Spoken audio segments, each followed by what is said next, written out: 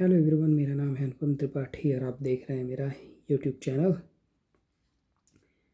तो अभी आज के एक इवेंट आज का इवेंट नहीं, इवेंट तो बहुत पहले का है। जो आज न्यूज़ में रहा इवेंट वो है कि इथियोपिया जो एक कंट्री है अफ्रीकन कॉन्टिनेंट में, वहाँ पे एक वोल्केनो ब्लास्ट हुआ है, वोल्केनो इरप्ट हुआ है। उस वोल्केनो का नाम है हाईली गूबी। हाईली गूबी वोल्केनो जो अराउंड 12,000 ईयर्स से एक्टिव नहीं था, इनएक्टिव वोल्केनो था। 12,000 ईयर्स से इनएक्टिव था ये, और अचानक से इसमें इरप्शन होता है। इरप्शन की वजह से इतना ज़्यादा एश निकलता है, एश बहुत ज़्यादा, बहुत ज़्यादा थिक एश निकलता है। उस थिक एश जो था वो वहाँ से जो हवा बहती है इथियोपिया से, करंटली जो बह रही है हवा, वो इथियोपिया से उस थिक एश को ले गई यमन में। और फिर यमन पे वो पहुंची तो यमन में पूरा एकदम क्लाउड जो था, थिक क्लाउड था, ये अराउंड 6 मीटर थिक क्लाउड है। अब उसकी वजह से पूरे यमन में ऑलमोस्ट डार्कनेस टाइप का हो गया था। फिर वहाँ से वो निकला और ओमान पहुंचा, फिर ओमान से अभी गुजरात पहुंचा, गुजरात से फिर राजस्थान, और राजस्थान से दिल्ली, और दिल्ली से अब आई बिलीव निकल के जाएगा चाइना में। अब ये वोल्केनो इरप्शन जो था उसकी वजह से कई सारी फ़्लाइट्स को कैंसिल करना पड़ा, क्योंकि जब इतना ज़्यादा थिक क्लाउड होता है तो थिक क्लाउड की वजह से फ़्लाइट के क्रैश होने के चांसेस बहुत बढ़ जाते हैं, क्योंकि कुछ दिखाई नहीं देता है, प्लस सिग्नल ट्रांसमिशन में प्रॉब्लम आने लगती है, ये सब चीज़ें होती हैं। तो जिसकी वजह से, चूँकि इंडिया के पास एडवांस सैटेलाइट्स हैं और हमें रूट पता चल गया कि भाई रूट कौन सा है, तो हमने अपनी एयरलाइंस, जितनी भी एयरलाइंस, इंडियन एयरलाइंस, उन सबको इंस्ट्रक्शन दे दिए कि भाई ये रूट फॉलो मत करना। तो उसकी वजह से कई सारी फ़्लाइट भी कैंसिल हुई। बट इट इज़ गुड कि पहले ही हमें पता चल गया और हमने फ़्लाइट के रूट, उस रूट पे जाने वाली फ़्लाइट्स को कैंसिल कर दिया, या फिर उन फ़्लाइट को डाइवर्ट कर दिया किसी दूसरे रूट से जाने के लिए। That is good part. अब ये जो वोल्केनो इरप्शन है, ये फ़िलहाल तो segment of sequence of volcano eruptions हो रहे हैं थ्रू आउट द वर्ल्ड। बहुत बड़े नहीं, पर वोल्केनो इरप्शन का जो सीक्वेंस है वो स्टार्ट हो गया है। देयर इज क्लाइमेट चेंज का इफ़ेक्ट होता है जिसकी वजह से ये सब हो रहा है। तो डेफिनेटली वोल्केनो इरप्शन भी स्टार्ट हो गया है और सीक्वेंस में वोल्केनो इरप्शंस हो रहे हैं। अब इसके पहले भी वोल्केनो इरप्शंस हुए हैं, और वोल्केनो इरप्शंस जब बहुत बड़ा होता है, अगर कोई सुपर वोल्केनो का इरप्शन हो जाता है तो उसकी वजह से क्लाइमेट चेंज पे बहुत बड़ा इम्पैक्ट पड़ता है। फॉर एग्ज़ाम्पल, आज से 75,000 साल पहले वोल्केनो इरप्ट हुआ था, और वो वोल्केनो इरप्ट हुआ था, वो वोल्केनो था इंडोनेशिया में। इंडोनेशिया में जो वो वोल्केनो था उसका नाम था द टोबा सुपर वोल्केनो। वो वोल्केनो इरप्शन इतना ख़तरनाक था कि उसकी वजह से जो इंडियन सब कॉन्टिनेंट का जो पूरा एरिया है वो 6 मीटर थिक क्लाउड से एकदम भर गया था, और उसकी वजह से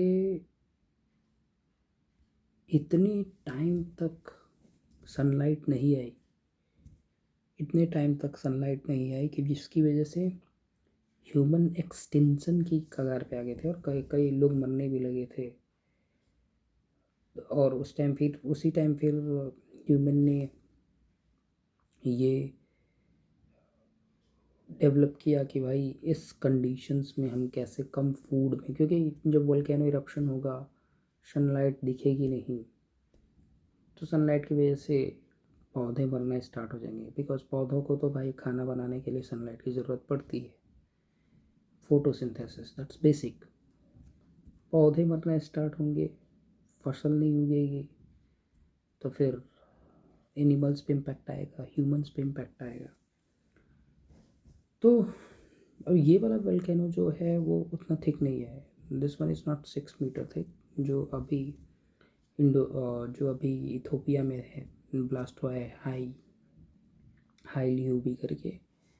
बट ये जो 75,000 ईयर्स अगो वाला था, इसका थिकनेस था 6 मीटर। इसकी जो एस क्लाउड थी उसका थिकनेस था 6 metre, and 6 metre thickness is like way too high. Nothing could be visible for years I believe. हाँ, ऑलमोस्ट ईयर्स लग जाएंगे। उसके पहले भी वोल्केनो, मतलब उसके बाद भी वोल्केनो इरप्शन है। अगर रिसेंट में देखा जाए कि कोई बड़ा वोल्केनो इरप्ट हुआ है तो वो हुआ था 1850 में, माउंट टाम्बोला नाम का माउंट टाम्बोरा नाम का जो वोल्केनो था वो इरप्ट हुआ था, जिसकी वजह से पूरे साल भर इंडियन सब कॉन्टिनेंट में सन ही नहीं दिखा था।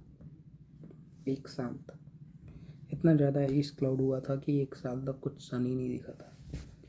तो ऐसे, और अब चूँकि जो सीक्वेंस है वो स्टार्ट हो गया है, मतलब हर जगह हर अब इंडियन सब कॉन्टिनेंट जो है वो दोनों जो दो वॉल्केनिक कंट्री है जहाँ पे बहुत ज़्यादा वोल्केनो है, इथोपिया में एंड इंडोनेशिया में, दोनों के मिड में पड़ता है। इधर अगर अफ्रीकन कॉन्टिनेंट देख लें तो उधर आ जाएगा इथोपिया, और इधर इंडोनेशिया। अगर साउथ एशिया में अगर चले जाए तो इंडोनेशिया। अब उन दोनों के बीच में पड़ता है इंडिया। अब इंडिया जो है वो बहुत ऐसी जगह पे है कि कहीं भी अगर वोल्केनिक इरप्शन होगा, बहुत ज़्यादा इस क्लाउड डेवलप होगा, तो इंडिया में आएगा ही आएगा। अगर हवा उस रूट की होगी तो डेफिनेटली आएगा। अब इससे हम कर क्या सकते हैं?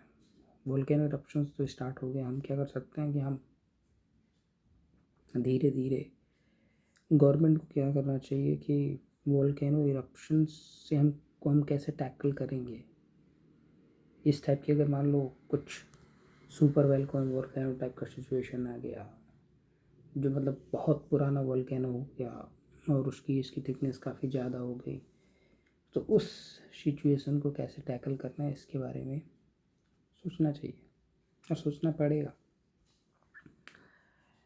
अभी वोल्केनो इरप्शन कितना भी मतलब सुपर या फिर थिक हो, ऐसा नहीं होगा कि ह्यूमन एक्सटिंक्शन की कगार पे आ जाएगा। क्योंकि पहले प्रॉब्लम ये थी कि हमारे पहले टेक्नोलॉजी नहीं थी, इतनी रूट नहीं पता चलते थे कि किस रूट से एस बह के आएंगे। और उसके बाद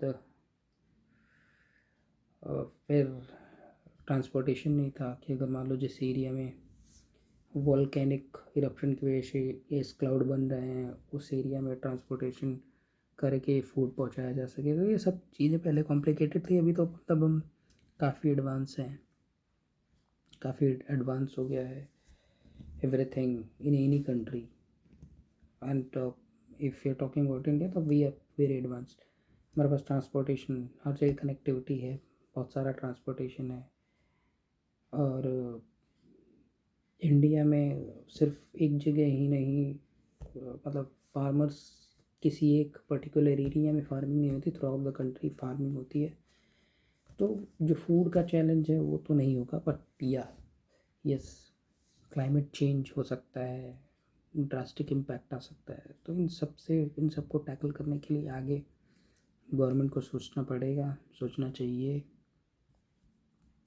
आप वहाँ पे गवर्नमेंट में भी लोग होंगे जो एडवाइस करेंगे डेफिनेटली, बट मेरे हिसाब से तो सोचना चाहिए, क्योंकि ये जो इस टाइप के वॉल्केनिक इरप्शंस होते हैं वो सडन होते हैं, उसमें उसका आप पहले से अनुमान नहीं लगा सकते।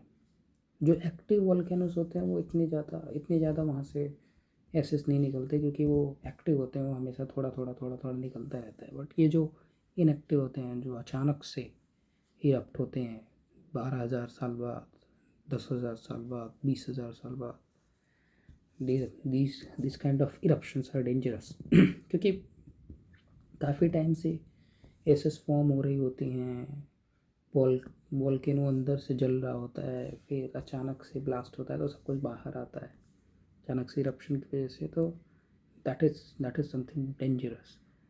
सो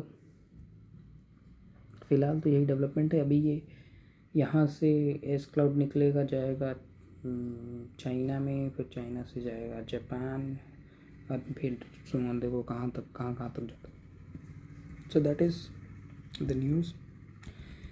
इससे रिलेटेड और कोई डेवलपमेंट फ़िलहाल तो नहीं दिख रही है, क्योंकि एस क्लाउड यहाँ से दिल्ली से निकल चुका है। तो फिर और ये इतना ज़्यादा भी नहीं था, कुछ आई बिलीव कुछ घंटों के लिए ही दिल्ली एनसीआर में रहा होगा, अराउंड 1, 2 और 3 आवर्स, और उसके बाद निकल ही गया। तो that is the recent development. इसके अलावा कोई डेवलपमेंट आएगी तो मैं वीडियो लाऊंगा। Please like, share and subscribe. Thank you and have a great day.